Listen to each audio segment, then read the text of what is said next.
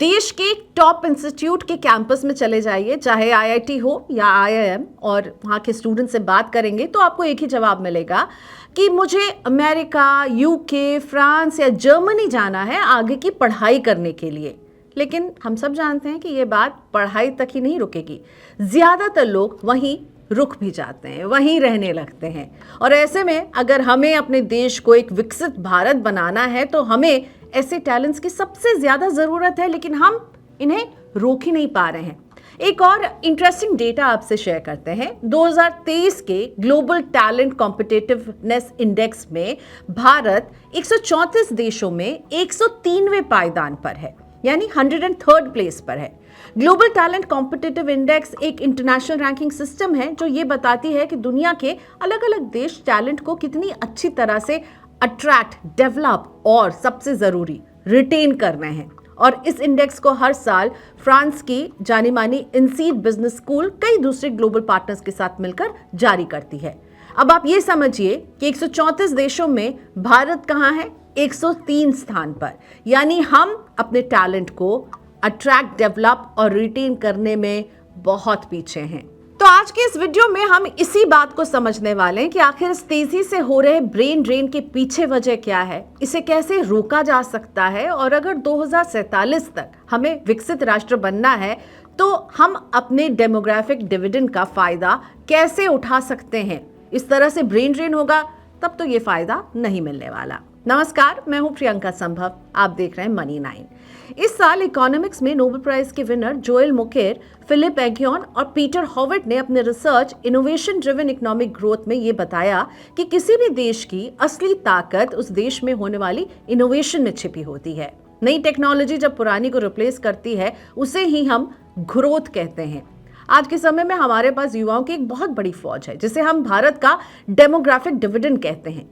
लाखों की तादाद में भारत में इंजीनियर, साइंटिस्ट, डॉक्टर, रिसर्चर्स तैयार हो रहे हैं, लेकिन हमें इससे ज्यादा कुछ करने की जरूरत है। अब हमें अपने इंजीनियर्स को, डॉक्टर्स को, साइंटिस्ट को कम से कम इतनी सुविधा तो देनी ही पड़ेगी कि वो बाकी देशों से कॉम्पीट कर सकें, जिससे उनकी वो भारत में रहते हुए अपना ठीक ठाक ग्रोथ देख सकते हो। इस डेमोग्राफिक डिविडेंड का मतलब है कि हमारे देश में हर साल लाखों इंजीनियर, साइंटिस्ट, डॉक्टर, रिसर्चर तैयार हो रहे हैं। लेकिन इन्हें केवल तैयार करना जरूरी नहीं है, इन्हें वैसा माहौल देना होगा। यानी कि अब हमें अपने इंजीनियर्स को, डॉक्टर्स को, साइंटिस्ट को इतनी सुविधा देनी पड़ेगी ताकि वो बाकी देशों से कॉम्पीट कर सकें, अपना ग्रोथ देख सकें। अपना ग्रोथ देखेंगे तो भारत भी ग्रो करेगा। क्योंकि हालिया ट्रेंड ये है कि हमारे कई इंजीनियर्स या डॉक्टर्स अपना देश छोड़कर बाकी मुल्कों में जाकर बस रहे हैं। दशकों से भारत से कई बड़े साइंटिस्ट और इंजीनियर्स दुनिया के कोने कोने में गए हैं, और जहां भी गए हैं उन्होंने अपने ब्रिलियंस की छाप छोड़ी है। एक तरफ जहां हमारा ये डायस्पोरा हमारे लिए बड़े प्राइड की बात है, तो वहीं इनका इस तरह से माइग्रेट कर जाना हमारे लिए एक अलार्मिंग सिचुएशन है। क्योंकि इसी माइग्रेशन की वजह से हम रिसर्च और इनोवेशन में पीछे छूट जा रहे हैं। एक डेटा बताता है कि 2040 तक लगभग 60% वर्किंग एज पॉपुलेशन के पास हाई स्कूल तक की डिग्री होगी, जिसमें से लगभग 80% अफ्रीका, एशिया और लैटिन अमेरिका में होंगे, और सिर्फ 20% ही यूरोप और यूएस में होंगे। ऐसे में भारत जैसे देशों के पास एक डेमोग्राफिक एडवांटेज है, लेकिन अगर ये माइग्रेशन नहीं रुका तो हम अपने इस डेमोग्राफिक डिविडेंड को इनकैश नहीं करा पाएंगे। पर इसके साथ ही हमें यह भी समझना होगा कि आखिर इस डेमोग्राफिक शिफ्ट की वजह क्या है। इसके लिए हमें सबसे पहले उन कारणों को आइडेंटिफाई करना पड़ेगा जिसकी वजह से पढ़े लिखे लोग जो हैं वो अपना देश छोड़कर बाहर जाकर अपनी दुनिया बसा रहे हैं, लेकिन एक मजबूरी है। तो दो ऐसे मोटे फैक्टर हैं जिनकी वजह से देश से ये पलायन देखने को मिल रहा है। पहला मॉनेटरी फैक्टर और दूसरा सोशल फैक्टर। तो चलिए एक एक करके इन दोनों को समझते हैं। मॉनेटरी फैक्टर यानी पैसे से जुड़ा मामला। हम सब जानते हैं कि विदेशों में इंडियन ब्रेन्स की डिमांड बहुत है और इसी हिसाब से वहां पैसा भी उन्हें मिलता है। पर इसे अगर पीपीपी यानी परचेजिंग पावर पैरिटी के हिसाब से देखें तो वहां के खर्चे भी उतने ही ज्यादा होते हैं। तो इसे एक तरीके से काउंटर किया जा सकता है। अब बात करते हैं दूसरे फैक्टर की, सोशल फैक्टर, जो एक बड़ा कारण है जिसकी वजह से भारत में कई दशकों से हम हाईली एजुकेटेड क्लास को विदेशों में माइग्रेट करते हुए देख रहे हैं। स्टैंडर्ड ऑफ लिविंग, जो कि भारत की दूसरे देशों के मुकाबले काफ़ी खराब है।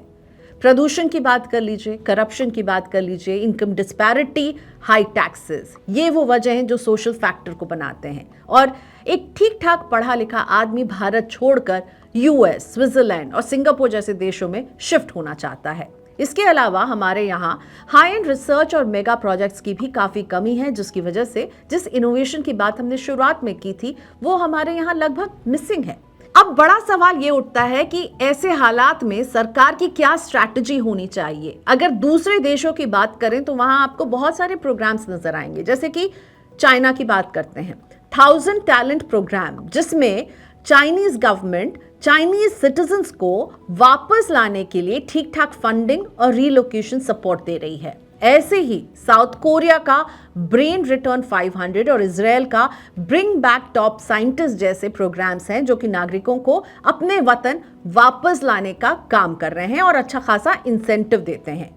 भारत को भी इन देशों से सीखते हुए इसी तरह का एक अपना फ्रेमवर्क डिजाइन करना चाहिए, जैसे कि हमारे देश से बाहर गया ब्रेन वापस लौटने के बारे में सोच सके। इसके अलावा अगर कुछ एक्सपर्ट्स की माने तो सरकार को 2 पिलर स्ट्रैटेजी अपनानी चाहिए। पहला, सरकार को अपने ग्रेजुएट्स को यहीं रिटेन करने की कोशिश करनी होगी, यानी उनके लिए यहां मौके क्रिएट करने होंगे। और दूसरा, जो ग्रेजुएट्स बाहर चले गए हैं उनको वापस लाने के लिए इंसेंटिव्स देने होंगे। सरकार इसके लिए फ्लेक्सिबल स्कॉलरशिप और AI, biotech, semiconductors, quantum science जैसे फील्ड में एकेडमिक इंसेंटिव्स को और मजबूत करने की दिशा में काम कर सकती है। अपने डायस्पोरा और ग्लोबल टैलेंट को वापस लाने के लिए सरकार को फास्ट ट्रैक वीजा, टैक्स में क्लैरिटी और रीलोकेशन सपोर्ट जैसी स्कीम बनानी होगी, जैसे कि चीन और कई दूसरे देश कर रहे हैं। अपने डायस्पोरा को वो वापस लाने की कोशिश कर रहे हैं और कामयाब भी हो रहे हैं, क्योंकि एक तो ये टैलेंट हमारे लिए नई टेक्नोलॉजी बनाने और सेल्फ रिलायंट बनाने में भी मदद करेगा, और दूसरा, ये भारत में नई जॉब्स और अपॉर्चुनिटीज क्रिएट करने में भी मदद करेंगे। आप इमेजिन करिए कि एक आईआईटी ग्रेजुएट यूएस से वापस आके यहाँ के आईटी कंपनी खोलता है या एक हाईटेक सेमीकंडक्टर की फैक्ट्री लगाता है, तो उससे कितने ही इंजीनियर्स, रिसर्चर्स और प्रोफेशनल्स को बेहतर अपॉर्चुनिटी मिल सकती है, और शायद अगला गूगल या अगला विंडोज यहाँ गुड़गांव या बेंगलुरु में बन सकता है। पर इसके लिए हमें अपने टैलेंट को वापस लाना होगा, अपने ग्रे मैटर को टैप और रिकॉल करना ही पड़ेगा। इसके अलावा हमें अपने देश में पेटेंट और इनोवेशन रिसर्च का माहौल, रिसर्च की फंडिंग को काफ़ी ठीक करने की ज़रूरत है। देश में एक बड़े पॉलिसी चेंज के साथ साथ यूनिवर्सिटीज को और ऑटोनॉमी देनी होगी। R&D प्रमोशन और ट्रांस डिसिप्लिनरी एंगेजमेंट को भी बढ़ावा देने की ज़रूरत है। एक स्टडी बताती है कि अगर भारत अपने स्टेम यानी साइंस, टेक्नोलॉजी, इंजीनियरिंग, मैथ्स और मेडिसिन के सिर्फ 25% लोगों को रोक ले जो देश से बाहर जा रहे हैं, तो इससे 2030 तक हमारी अर्थव्यवस्था में $10 अरब से भी ज्यादा का इजाफा हो सकता है। इसके लिए सरकार को कई बड़े स्टेप्स लेने की जरूरत है ताकि भारत एक ब्रेन ड्रेन नहीं बल्कि ब्रेन गेन कंट्री बन सके, जहां लोग आकर रहें, बसें, काम करें, यहीं से पढ़ाई करें और यहीं अपने लिए रोजगार क्रिएट करें, औरों के लिए भी रोजगार क्रिएट करें। तो ये वीडियो आपको कैसा लगा? आप क्या सोचते हैं इस मुद्दे पर? हमें कमेंट बॉक्स में जरूर बताइएगा। और इस तरह के खबरों के लिए, इस तरह के वीडियोस के लिए जहां हम पर्सनल फाइनेंस से लेकर गवर्नमेंट पॉलिसीज और बिजनेस की बात करते हैं, देखने के लिए मनी 9 के साथ बने रहिए।